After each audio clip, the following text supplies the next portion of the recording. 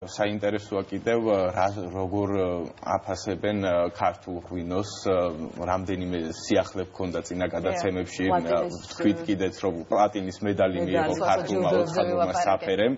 ამჯერად კი ქართული ღვინის ბაზრის შესწავლის მიზნით ამერიკული ღვინის პროფესიონალთა ჯგუფი ეწვია საქართველოს.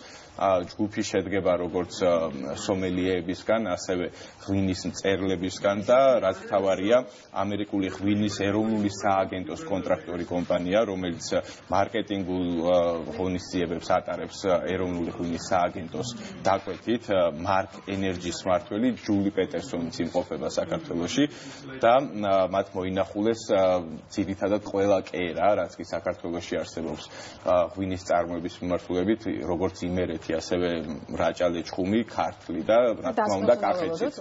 დასკვნებსაც უნდა ველოდოთ, რა თქმა უნდა, მათ გააცნეს როგორც ქართული ტრადიციული ღვინის დაყენების ტექნოლოგია, ასევე ევროპული ტექნოლოგიით დაყენებული ღვინოც გაასინჯეს და შეგვიძლია ვნახოთ, როგორ უმასპინძლა ერთ-ერთმა მეღვინემ სოფელ ჩარდახში ამერიკელ სტუმრებს იაგო ბიტარიშვილმა მეღვინემ. მოვისმინოთ მათი კომენტარები.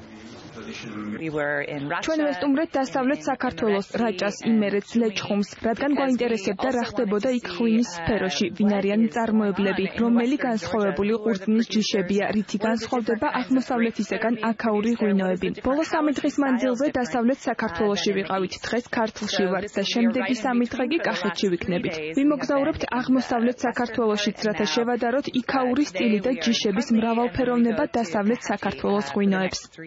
ბაზრის დივერსიფიცირება ქართული ღვინისათვის ძალიან მნიშვნელოვანია და იმას ყველა აღიარებს და თუ ავითვალისწინებთ იმას, რომ საუბარია ამერიკის ბაზარზე, ეს ორმაგად მნიშვნელოვანია ეს ბაზარი, იმიტომ რომ ეს ერთ-ერთი ყველაზე დიდი ბაზარი მსოფლიოში.